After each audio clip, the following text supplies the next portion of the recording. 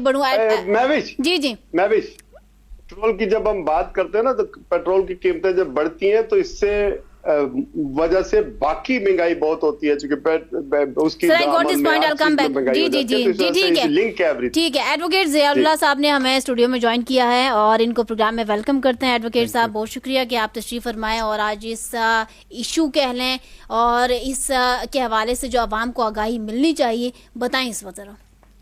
देखें, आपका एक सवाल नहीं है, आपके सवाल में बहुत सारे सवालात छुपे हुए हैं। सबसे पहले अगर हम चीनी पे आ जाएं तो हुकूमती वज़रा की स्टेटमेंट्स रिकॉर्ड पे मौजूद हैं कि हमारे पास स्टॉक में 21 लाख टन चीनी मौजूद है। बिल्कुल है। जब आपके पास 21 लाख टन चीनी मौजूद थी तो आपने एक्सपोर्ट करने की इजाज़त दी। जब एक्सपोर्ट कर ली गई और आप कहते हैं कि 7 लाख टन पर ईयर हमारी ज़रूरत है, 3 साल का इजाफी स्टॉक आपके पास पड़ा हुआ है, तो आवाम को समझने के लिए आसान लफ्जों में बता देना चाहिए कि जब 3 साल का स्टॉक मौजूद हो तो फिर आपको इंपोर्ट करने की क्या ज़रूरत पड़ जाती है।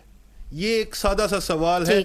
ये गोरख धंधा है जिसमें बहुत सारी बड़ी मछलियां इन्वॉल्व हैं, डॉलरों का खेल है, कभी बाहर जा रहे हैं कभी वापस आ रहे हैं। तो ये सिर्फ और सिर्फ करप्शन का एक कारोबार है जो चल रहा है। इसमें बहुत बड़े बड़े मनी लॉन्डर मौजूद हैं।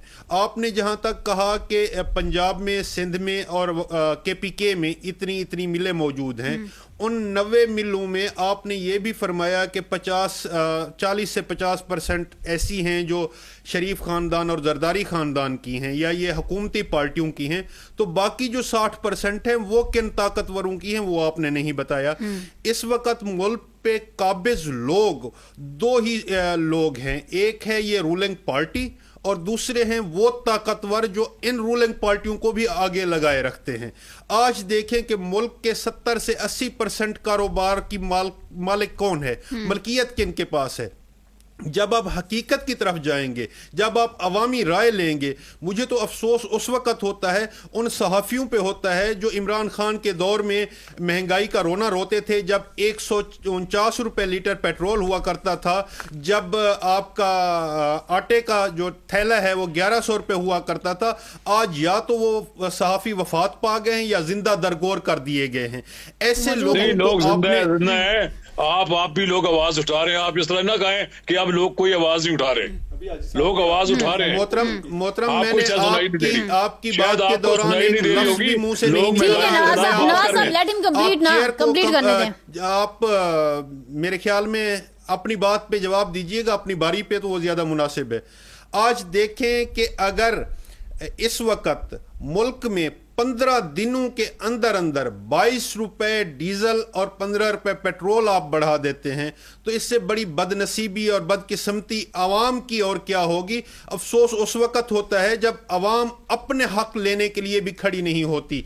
आज देखें कि मुल्क को, हंसते मस्ते मुल्क को आप 2000 मैं मोहतरमा आपसे एक गुजारिश करूंगा कि आप बहुत सादा हैं, आप के प्रोग्राम में बैठ के लोग दीदा दिलेरी से झूठ बोल जाते हैं या गलत बयानी कर जाते हैं और आपको अंदाजा ही नहीं होता, आप रोकती टोकती भी नहीं है। अब्दुल्ला साहब मेरी बात सुने, ज़ियाउल्लाह साहब मेरी बात सुने, ठीक है ना। एक नैरेटिव जो गवर्नमेंट का है उससे एतराज करना या फिर उसको ऑन करना, ये हर सहाफ़ी का अब ये जाती वो है। अब अगर यहाँ पर बैठे बाबर साहब इस चीज को इतना लाइटली ले रहे हैं, that means there something behind that, और वो आवाम को उसी तरह से अपने तस्दीक का आगाही दे रहे हैं। आपको मसला है, आप वो पॉइंट पॉइंट बता देना। आपको शुगर का आपने सारा बताया, सारे वैलिड को मुखातिब कर रहा हूं, मैं किसी को पर्सनलाइज नहीं कर रहा, किसी को मुखातिब करके नहीं कर रहा, करना भी नहीं चाहिए। देखिए मैं तो अवाम पाकिस्तान से मुखातिब हूं। आज देखें कि अगर आप कहें कि ग्रोथ रेट आज बेहतर है तो ये अफसोस की बात होगी, क्योंकि जब 2022 में इमरान खान हुकूमत छोड़ के गए तो 6% था, 6.2 था। आप रिकॉर्ड उठा के देख लेना, रिकॉर्ड से बात करें। आज देखें कि कुछ लोग ये कह रहे हैं कि हुकूमत इसके बावजूद भी कोशिश कर रही है बेहतर करने की। हुजूर वो कोशिश ग्राउंड पे नजर भी आनी चाहिए ना।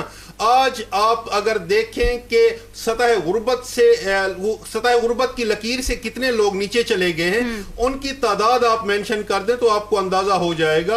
आज अगर आप देखें कि हुकूमती ओहदेदारान आज की मीटिंग की मैं बात कर रहा हूं, रात को पेट्रोल और डीजल महंगा करने के बाद एक दूसरे को मुबारकबादें दे रहे थे कि आप अच्छी हुकूमत चला रहे हैं। इससे ज्यादा और अफसोसनाक बात क्या हो सकती है? इस चीनी के बहरान को ये मसनूई बहरान ना कहा जाए तो और क्या कहा जाए? ये जानबूझ के पैदा किया गया बहरान है।